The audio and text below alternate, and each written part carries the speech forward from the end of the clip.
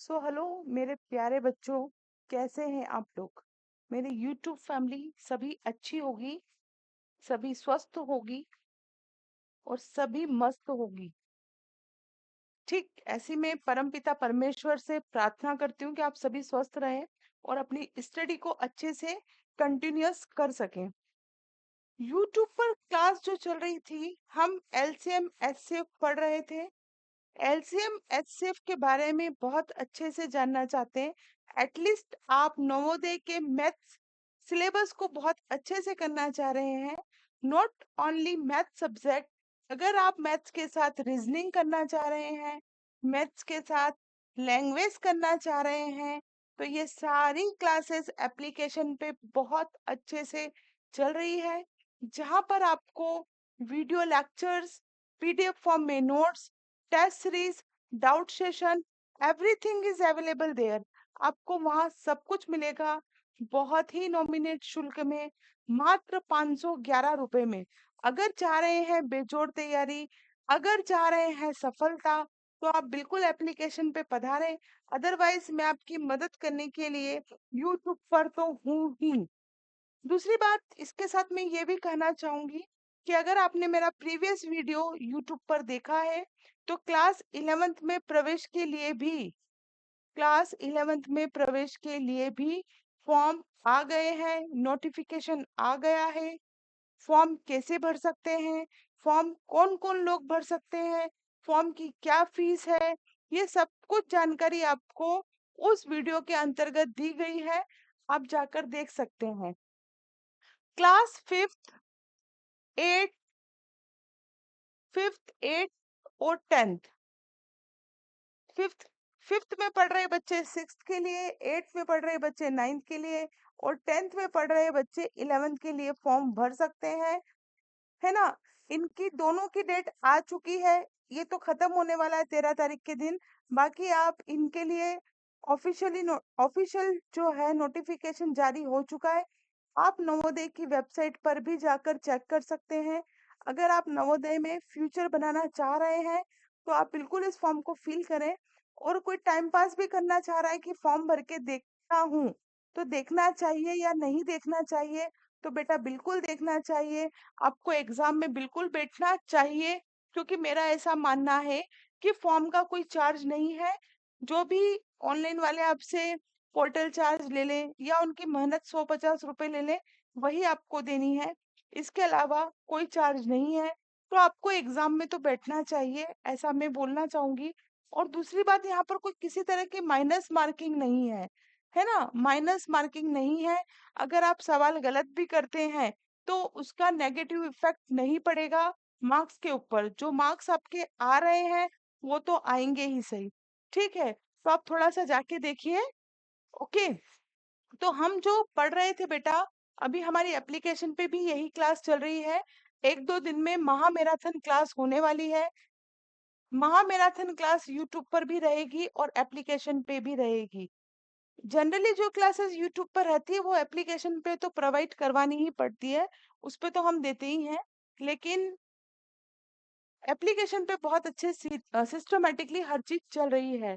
ठीक है, तो हम हमने जो कल एप्लीकेशन पे किया, वो हमने किया था प्रैक्टिस। प्रैक्टिस किए थे, प्रैक्टिस में हमने बहुत सारे सवाल किए थे। मैं सारे सवाल तो आपको नहीं बता पाऊंगी, लेकिन हाँ कुछ सवाल मैं आपको बता देती हूँ। आप करने की कोशिश कीजिएगा, है ना। एप्लीकेशन पे एक एक सवाल को अच्छे से बताया है। टाइम के अभाव के कारण मैं आपको अभी सारे सवाल नहीं करा पाऊंगी, लेकिन हाँ जितने सवाल मैं आपको कराऊंगी बहुत अच्छे तरीके से कराऊंगी, है ना। सारे सवाल अभी एक वीडियो में नहीं करा पाऊंगी, ऐसा मैं कहना चाह रही हूँ।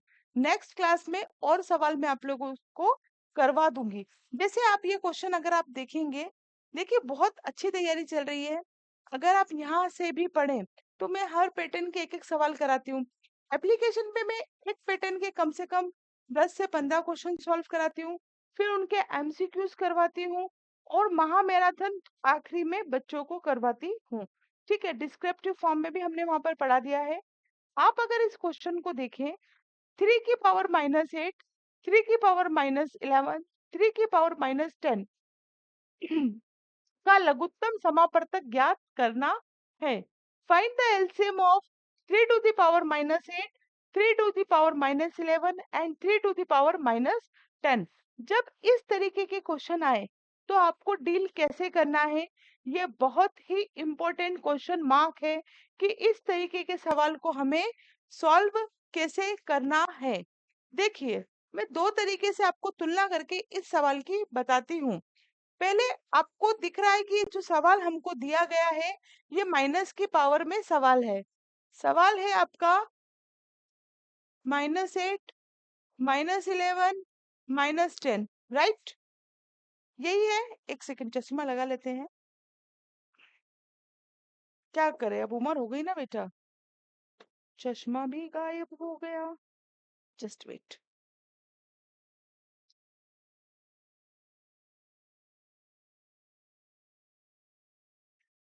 ठीक है, ये सवाल आपको दिया हुआ है। यहीं पर अगर हम बात करें 3 to the power 8, 3 to the power 11, अब हमको प्लस की पावर्स लिखनी है। ठीक, अब दोनों में डिफरेंस समझेंगे। जब इस तरीके के क्वेश्चन दिए गए हों और आपसे एलसीएम पूछे तो जिसकी हाईएस्ट पावर होगी वही उसका एलसीएम होगा। अब मैं अगर बात करूं, यहाँ समझा रही हूँ, समझना, सही गलत नहीं बोल रही हूँ कि जो बोर्ड पे लिखा वो सही है या गलत है, समझा रही हूँ। सबसे अगर बड़ी पावर की बात करें तो हम क्या पाते हैं, 3 टू द पावर 11। और अगर हम बात करें तो आप अगर बोलते हैं कि सबसे बड़ी पावर इसकी है माइनस में, तो ये गलत है। माइनस में हमेशा उल्टा होता है। उल्टा कैसे होता है, जैसे सबसे जो छोटा होगा वही सबसे बड़ा होगा। प्लस में तो जिसकी पावर है उसी को आपको लिखना है, उसमें कुछ भी आपको हेरा फेरी नहीं करनी है। प्लस में जैसी पावर दी हुई है और उसमें आपको जो सबसे बड़ी दिख रही है, जैसे यहाँ सब प्लस में पावर है कि नहीं है? बोलो, कमेंट करो यार, कमेंट करो, लाइक करो, वीडियो को शेयर करो, ताकि मुझे मोटिवेशन मिले और मैं आपको और वीडियो बना बना के दूं। तो यहाँ पर सब आपको प्लस की पावर दिख रही है, दिख रही है। तो यहाँ पर जो सबसे बड़े नंबर है, जैसे यहाँ पर 11 है, 8 11 से छोटा है, 10 भी छोटा है, तो 11 सबसे बड़ी पावर है, तो यही क्या होगा, इसका आंसर हो जाएगा। लेकिन अगर हम माइनस में बात करें तो माइनस में जो सबसे छोटी संख्या होगी वही सबसे बड़ा कहलाएगा। कैसे?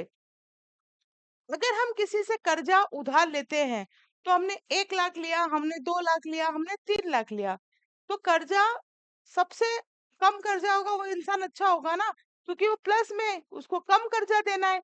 वो ज्यादा कमाएगा, कम कर्जा देगा तो उसके पास सेविंग हो जाएगी।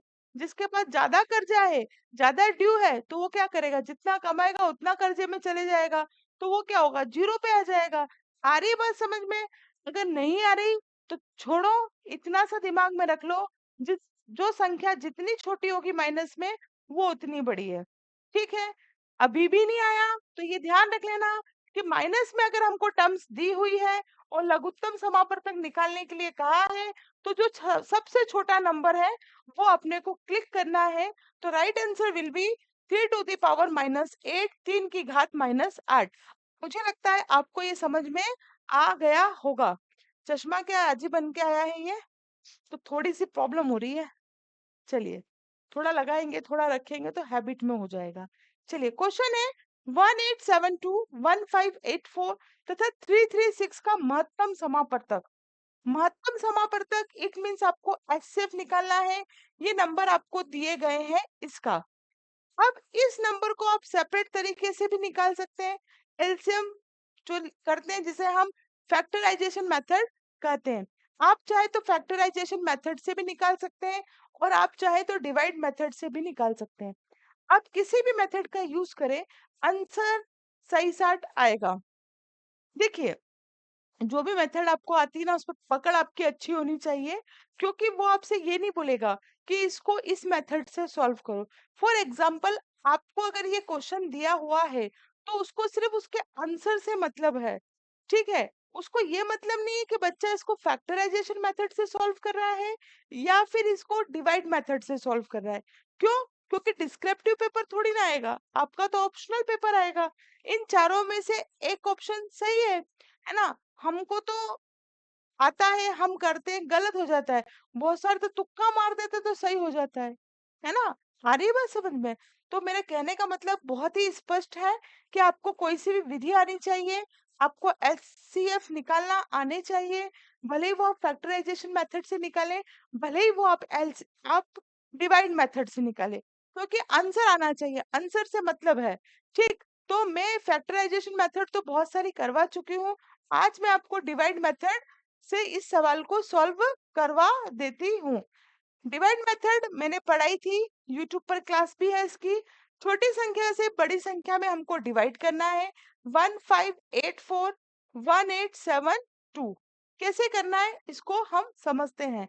ये 1584 है, सामने दिख रहा है 1584, लगभग इसके समान है। डबल करने जाएंगे, 2 से इंटू करेंगे तो ज्यादा हो जाएगा। 4 दूनी 8, 8 दूनी 16, 5 दूनी 10, 11, 2 एकम 2 और 1 3, ज्यादा हो रहा है, मतलब कितने टाइम्स में जाएगा? 1 टाइम्स में ही माइनस होगा। यहाँ कितना बचा? 12 बचा। यहाँ कितना बचा? 6 बचा। कितना लिखूं? कितना लिखूं? 8 लिख दूं? क्या लिख दो मैडम? यहाँ हो गया 16, यहाँ हो गया 7, यहाँ कितना लिख दूं? 8 लिख दूं? लिख दो madam. 7 minus 5 is equal to what? कितना होगा? 7 में से 5 को माइनस करेंगे तो हो जाएगा 2। यहाँ बचा कुछ भी नहीं। क्या करेंगे अब हम? इससे किसमें डिवाइड करेंगे? इस नंबर में। तो ये हो गया 1584। तो थोड़े 3 अंक की डिजिट है, ये 4 अंक की है, तो थोड़ा हम बड़ा, ये 5 टाइम में जाएगा। 288 शून्य, 5 8 से 40 है, 5 8 40 और 4 44, 4 5 दूनी 10 और 4 1440 है ना? 6 अब इससे ज्यादा ही हो जाएगा, आप करके देख लीजिएगा अगर आपको विश्वास नहीं है तो। तो कितने टाइम्स में जा रहा है ये जा रहा है अपना 5 टाइम्स में। तो 4 4 1। अब हम इसका डिवाइड, जब तक नीचे जीरो नहीं आए तब तक इसको करते जाना है। इसका डिवाइड हम इसमें करेंगे 288। तो 1 4 4 1 सा 144, 2 से करके देखते हैं। 2 4 सा 8, 2 4 सा 8, तो कितने टाइम्स में हो रहा है? 2 टाइम्स में हो रहा है। तो 288 घटाने पे प्राप्त हो गया, माइनस करने पे प्राप्त हो गया हमें 0 0। मतलब 144 पर आकर इसकी पिक्चर खत्म हो जाती है। लेकिन सवाल अभी खत्म नहीं हुआ। क्यों नहीं हुआ? क्योंकि हमारे पास एक डिजिट और है।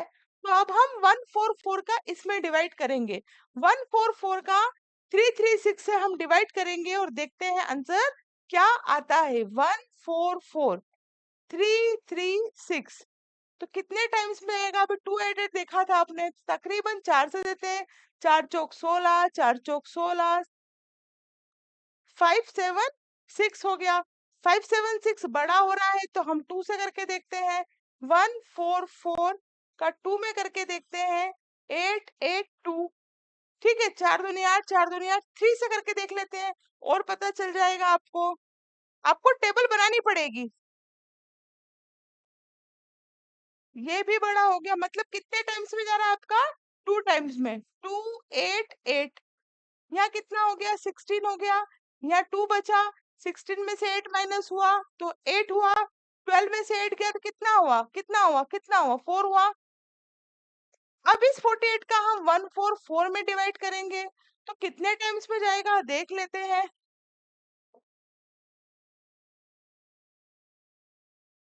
4 चौक 16, 17 18 19, मतलब बड़ा हो रहा है तो और आ जाते हैं नीचे। 8 3 जा 3 8 जा 3 8 24, 4 3 जा या 3 चौक 12 13 14, कितना आया? 144। तो हमने 3 करा, 144 हो गया। तो क्या आंसर आ रहा है? इसका आंसर फाइनली किससे डिवाइड हुआ? 48 से। तो इसका आंसर हो जाएगा 48। ये डिवाइड मेथड है। मुझे लगता है बहुत सारे बच्चे कहते होंगे कि डिवाइड मेथड मेथड थोड़ी सी टफ पड़ती है। ऐसा बच्चों को जब मैंने एप्लीकेशन पे पढ़ाया तो उन्होंने मुझसे कहा। फिर उसके बाद मैंने उनको बहुत सारे सवाल कराए और मतलब अभी करवाए नहीं, 2 4 करवाए और करवाऊंगी तो इस पे उसकी पकड़ हो जाएगी।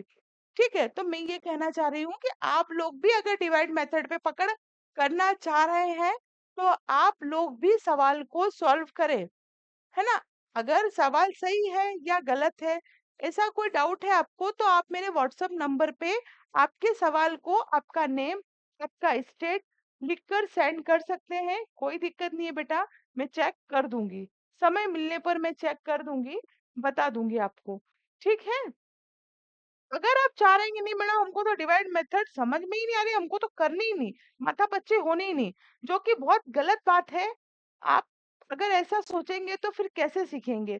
ये फिर बहुत ही ज्यादा गलत बात हो जाएगी। लेकिन सवाल गलत ना हो, इसके लिए आप इसको फैक्टराइजेशन मेथड से भी सॉल्व कर सकते हैं।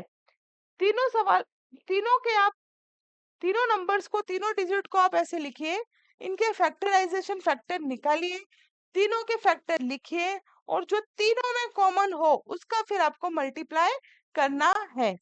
ये हम एससीएफ में करते हैं। मान लीजिए कोई गुणनखंड ऐसा लिखा है 2 into 2 into, ये ऐसा किसी संख्या का आप ऐसा मान लीजिए, मैं आपको कुछ बताना चाह रही हूँ।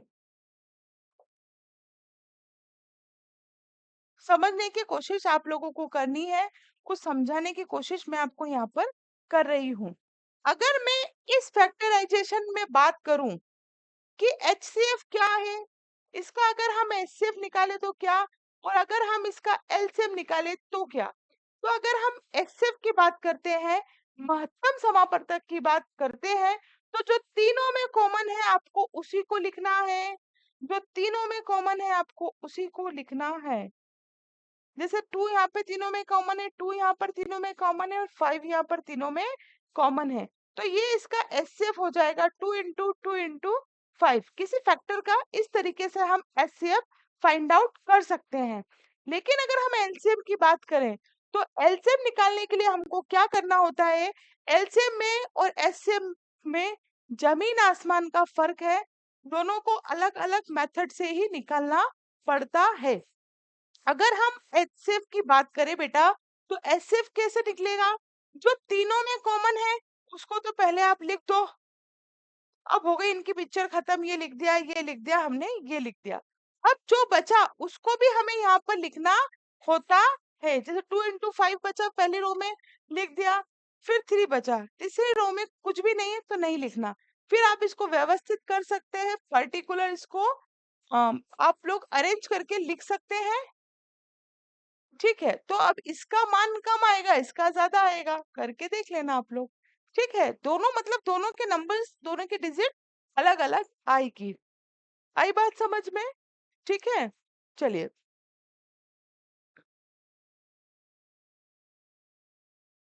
लघुत्तम समापवर्तक, लघुत्तम समापवर्तक निकालना है आपको। ये सवाल 2 मिनट में आपको करके बताना है। बताओ जल्दी से, मैं पानी पी लेती हूँ, जल्दी से करो।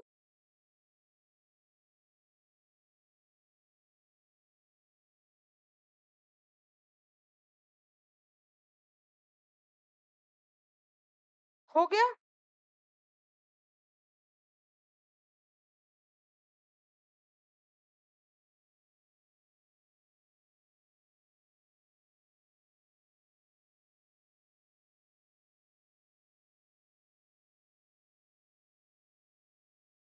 लघुत्तम समापवर्तक निकालना है आपको, कैसे निकालेंगे? लघुत्तम समापवर्तक निकालने के लिए हम दिए गए नंबर्स को कैसे लिखेंगे? ऐसे लिखेंगे। कैसे लिखेंगे? साथ में लिखेंगे। फिर हम 2 से डिवाइड करेंगे, क्योंकि अगर इकाई के स्थान पर 0 2 4 6 8 हो, 10 बार आपको समझा चुकी हूँ कि 2 से डिवाइड होगा, तो आपने 2 से डिवाइड कर दिया। फिर ये भी 2 से हो जाएगा और ये भी 2 से डिवाइड हो जाएगा। फिर 2 9 जा 18, 45। 3 से डिवाइड करेंगे, तीनों पंजे 15, 3 तिया 9, 3 एकम 3, एक बचा, तीनों पंजे 15। इंग्लिश हिंदी दोनों में एप्लीकेशन पे भी क्लास है, और यहाँ पर भी तीनों पंजे 3 5 जा 15, देन 5 1 जा 5 1 1। आया समझ में? अब हम इसको क्या लिख सकते हैं? 2 into 2 into 3 into 3 into 5। ठीक है, तो ऐसे करके भी लिख सकते हो आप। 2 का 2 में मल्टीप्लिकेशन किया तो कितना आया? 4 3 3 जा 9 5। किसी भी तरह से इंटू कर लो, जैसा आपको अच्छा लग रहा है। फिर 9 चौक 36 इंटू 5, 36 का 5 में इंटू करेंगे तो कितना आएगा? 6 पंजे की 30, 5 से 15 16 17 18। क्या 180 आपके ऑप्शन में है? तो बिल्कुल है। ये हो गया, ठीक है? तो आप इस तरीके से सवाल करते रहिए। नेक्स्ट वीडियो में हम बहुत जल्द मिलेंगे। तब तक के लिए जय हिंद, जय Bharat. Thank you very much.